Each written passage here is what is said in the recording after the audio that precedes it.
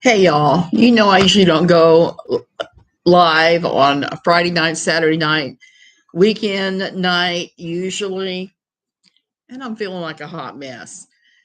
But something just happened that was so crazy that I had to actually comment on it. People magazine has published an excerpt from Jill Duggar Dillard's book, Counting the Cost. And all she did for me was confirm everything that I had thought about Jim Bob Duggar to the nth degree. That's all I can say, because normally I would not think even that badly of somebody. Hey, Grace Peter. Normally I would not even think that he was this incredibly awful. But once I started reading this excerpt, it's a hot mess. Hey, Allie. So basically, what happened is Jill called for a meeting. She was trying to have a meeting between her parents and herself and Derek. And she was trying to restore a family relationship between all of them. And it didn't go well. It confirms all of the rumors that we've heard through the years about the way that Jim Bob Duggar acts behind the scenes. We've heard for years that he was all screaming and carrying on and angry and torturesome to various people. Jill makes it look like that's not just a rumor, that may actually be the case. Hey, Tracy Love. So she is talking about this meeting that she called and asks, she speaks first and says that she wants to restore the family relationship. And says her father's body language shifted immediately. He wasn't smiling. He wasn't acting anything like the guy in the TV screen. Is anybody really surprised? I am not so surprised about that, but it's worse than even I had dreamed. And this is something, like I said, this is just an evil kind of twisting of theology. I've been around for years. You didn't hit play. Hey, Grace. So she's talking about this, and there's some discussion or some letter that she sent that her and Derek wrote together and sent to her parents, asking to talk over these issues and say various things. And she's talking about her mother looking at them and not scowling at them, not making the ugly faces that her father was making. The pain of a mama torn from her baby. And here's what her mother had to say about the letter. It was the most disrespectful thing I've ever read. Her voice was soft, but her words hit me harder than anything she'd ever said to me.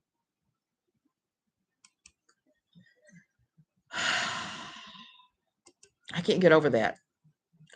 It's one thing to back your husband. It's one thing to be the silent support behind him. It's another thing when you start deliberately going after your hurting child, your child that is in pain, that is trying to recover from a childhood that was less than optimum, that you like to pretend was all that in a bag of potato chips. You want to pretend you were the only godly parents on the planet. And then you act like that. And then your husband is ranting and shrieking and yelling at your daughter and acting like she is the enemy, instead of trying to seek to find a way to forgive and forget and to come to some middle ground. I've always felt like Jim Bob and Michelle Duggar seriously failed their children. They failed all of them, not just the girls, but all of those kids when they took Josh aside, when they decided that Josh was king and they were going to protect him no matter what they had to say, do, or whatever to throw their daughters under the bus. That was the point where they exposed that Josh was the only one that mattered. Josh was the king, and the rest of them did not matter at all. Their needs didn't matter. Nothing mattered but keeping the family facade in place, making everything look perfect and shiny from the outside, when it was pretty obvious to anybody who had any kind of knowledge, things were really screwed up on the inside. And once the word leaked out about Josh, enabling him time and time and time again, all the while they're flaunting their own sexuality and telling the kids, oh, but you can't even think about sex, because if you do, you're going to be sitting at a time when kids are developing sexuality, when they're going through adolescence, and they're dealing with these things. They're dealing with lust, and you're telling them, oh, but you can't even think about it, because if you think about it, you're sinning. So they created this whole mess. They created Josh. They enabled him. He is maybe as much of his victim as his siblings, because if things had been handled differently, we wouldn't be where we are now with any of these kids. And just what I've read of this little tiny bit that People magazine has revealed, it's just heartbreaking for Jill and for Derek. When Jill and Derek first got married, I kind of was like, Derek. I thought Derek was kind of a joke, wanting to go to be a missionary in El Salvador, dragging Jill there with a baby, getting his teeth fixed. There were certain things I just kind of laughed about. Hey, Moonchild Pink, and thought, well, he's just useless. He just wants to be famous through Jill. I have since come to realize that I have undersold Derek by quite a bit. Derek, well, he's like you, me, and everybody else. He's a guy. He's just a person. I mean, not a guy, not a guy. But he's just a person trying to do the best he can, just like we all are trying to do the best we can, except for Jim Bob Duggar, who's trying to manipulate the crap out of everybody and everything. So he tried that with her. Derek tried to reason with her father. She tried to reason with her father. They both tried to be nice and tried to explain how they were feeling, how they felt. He didn't want to hear it. He was upset and said, that she accused him of verbally abusing her, which it sounds like he probably did. He accused her, saying that her heart wasn't right. And he was demanding an apology while yelling and frowning and acting the fool.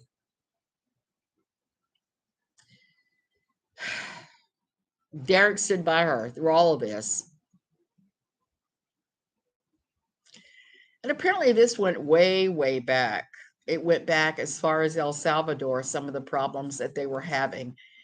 And he was insisting. He said to her at one point, "You're not going to apologize." Really? She talked about her father being aggressive,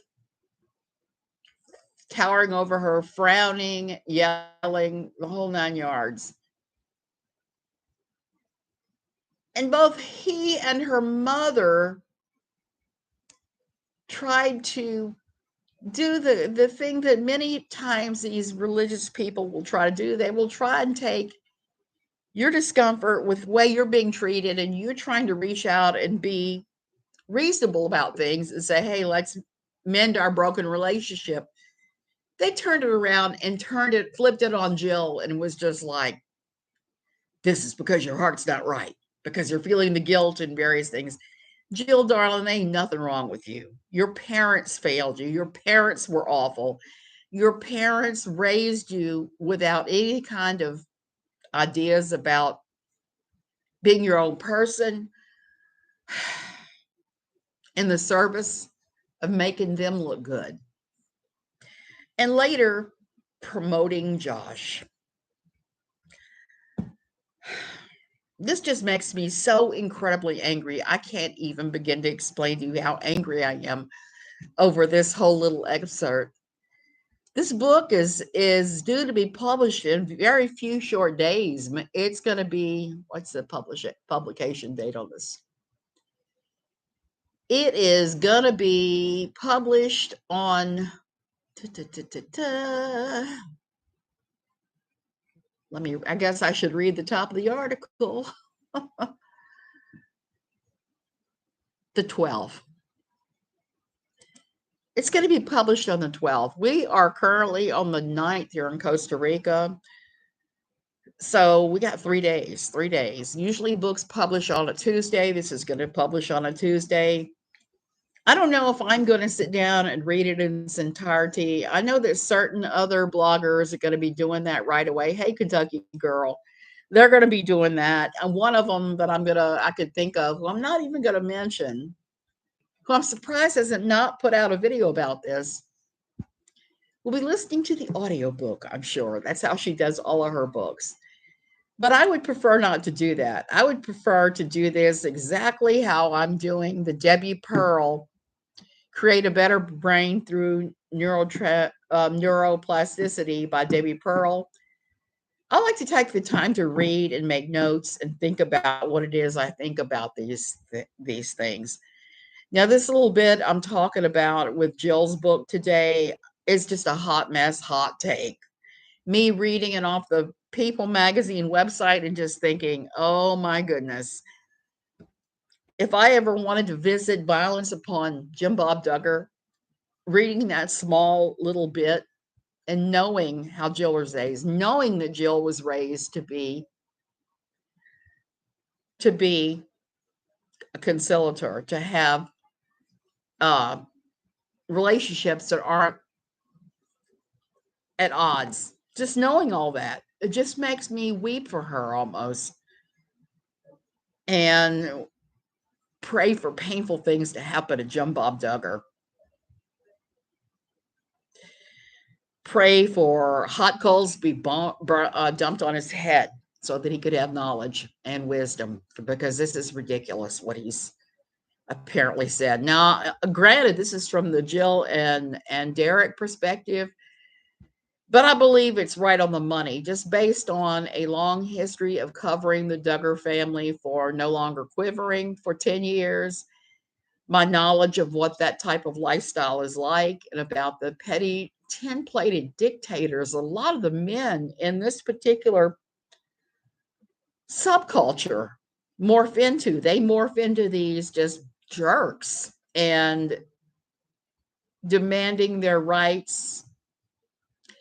They think they are the father king, when actually what they are is tiny petty tyrants, only having control over their small little portion of family and life. And I'm just like flabbergasted that these guys think that any of us owe them anything. I picked up kind of on this when I met the Duggars at a book signing in Alexandria, Virginia, back some years back ago. I want to say it was 2012, but it may have been since then. It was whenever they came out with a book by the 4 oldest Duggar girls. I showed up for a book signing, went through the line, got everything signed. It was kind of a funny experience because one of the boys that is rumored to be of a different sexuality, and I'm not hinting which one it is because I don't want to get anybody in trouble. And this is one of those subcultures that if you hint at somebody has an alternative sexuality, you can get them killed, which is why I don't like it when certain people say, I know so-and-so is gay, because they don't understand they're actually literally putting that child's life in danger by saying that very thing. Well, one of the boys told me that he loved my red skinny jeans and my sweater. And I thought that was a really odd thing for a teenage boy to be saying to an old ass woman like me. So I just said, thanks. The Force is a strong influence on the weak-minded. Yeah. And I think Jim Bob Duggar is the weak-minded, quite frankly. So I went through the line. I talked to Anna Duggar for a while, and she seemed relatively normal compared to all the girls in the family who seemed relatively unnormal. And I spoke for a second to Jill, but I didn't particularly register with me that I was talking to the Duggar who was going to come out with the Duggar Tell-All book, the first one. And I've always been saying that the first one would be the one that would get the money and the acclaim. So you go, Doug, you go, Jill, you go, and you get all the money you can get out of this. You tell the truth, you shout the truth from the rooftops, because it is going to be going down. So during that same thing, after I finished talking to Anna, Josh came rushing up. And I remember I told somebody afterwards, I said, he looks way more bald and harried and hassled in person than he does on the show. I remember looking at him then and thinking that he was not a very healthy young man on so many levels.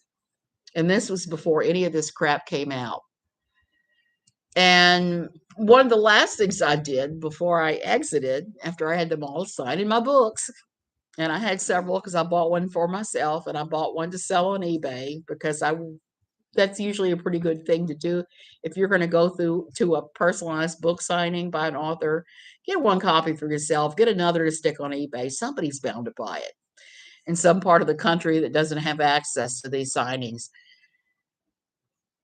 So as I was getting ready to leave, I told Jim Bob Duggar, I said, I need you to know that I am here on behalf of No Longer Quivering with Pathos. And it was kind of funny because the moment I said that, you could just see the facade dropped and he looked angry. And I just was like darting away in my red skinny jeans and my fancy sweater. My fancy sweater I wasn't wearing a bra with because it was like shoulderless. So I was definitely sending my rear end off as a former Quiverfull mama to be dressed like that. Little did I know it was going to be Jill. When the news came out of what Josh had done, and I got to see the Megyn Kelly interview, I was feeling violent towards Jim Bob Duggar already, like voodoo doll violent, like stick pins and voodoo dolls. Not do personal violence on them. No, that's not my style. And Jill was just the most heartbreaking. She cried so much during that interview that you just could not help but feel bad for her. Jill, make the money. Speak the truth, shame the devil. Do it. I'm glad you're doing it. Some of us here have been waiting for this. We were knowing this was coming, and we don't have any joy over this because sometimes I would like to be wrong about people when I come up with some version of some horrible thing they're involved in. It would be nice to be wrong about a fundamentalist or an evangelical or a non-denominational. It would be nice to be wrong about somebody for a change. This is not going to be that day. So stay tuned. We're going to see more of this. And it'll be interesting. Tuesday should be a very interesting day. I have a feeling there's going to be the full court press of all of the press is going to be out there and about. And we're going to see some Duggar distractions going on. I wouldn't doubt it one bit. Just like I would not doubt that we're going to see more people who are incarcerated with Josh step forward and try to grab a little bit of media spotlight with newer and weirder stories. I just have a feeling about that one too. You know, sometimes like tonight, I feel like 1,000 trillion years old, like I've seen it all before, and I'm just tired of all this nonsense. I just want to live somewhere peaceful with animals without having to think about any of these people or their things. Before I go, I got to share with you, I had the most amazing afternoon. The most amazing thing happened this afternoon. That was the most amazing afternoon. We went to Costco yesterday, which means I currently feel gross, like I have eaten a brick of lard just by eating Costco pizza and breaking down and getting a thing of apple turnovers. I just feel blah, but that's not what was so wonderful about this afternoon. I don't like feeling bloated like this. So the last week or two, I've been trying to do what my physical therapist wants me to do, which is go out and get in the pool every other day for an hour at a time. And so I was walking around the pool and swimming some and walking. And about 5 feet over my head, this whole pile of baby howler monkeys came along, little tiny things. I think maybe about 8 or 9 of them, and they got in the trees, like, right over my head. They were less than 5 feet away. They were trying to get to the, papaya tree to pull the leaves off, to eat the papaya tree leaves. I don't know what kind of delicacy they are, but they were eating papaya tree leaves, and it was the most beautiful thing I've ever seen. They've not come that close to me ever. And the mothers come down many afternoons. They will sleep in our Matapalo tree, and the babies will run around and play. And that's always fun to watch. They are the funniest things on the planet. But they've never come so close before. This was a first. And I just had to stop swimming, just stop and look up and watch them. It was just incredible. They were right above my head for about 10 minutes before the mothers started making noise in the lot next to us and trying to get the babies away. But I'm glad that I had that little bit of relaxation before I had to read this very triggering and horrible just page from the new Duggar book. So I'm going to link in the description. There's going to be a link, ding, I'm all dingy, to the article, including the couple little quotes I read. I'm just still flabbergasted. It just remains to be seen whether I'd be as heavily triggered as I was when they came up with shiny happy people. But I'm committed to reading the book and doing a review and speaking from there on this. Love you guys. It's a Saturday evening. Should show you my bed where it's all banged up, and my husband has got a big pile of potato chips in the middle of the bed. So it's a Saturday night. When you're retired, there's not a whole lot to do on a Saturday night. You're not going bar hopping or doing any of the fun stuff. He's staying in with potato chips. I'm here reading a book. I'll talk to you guys later. Love you.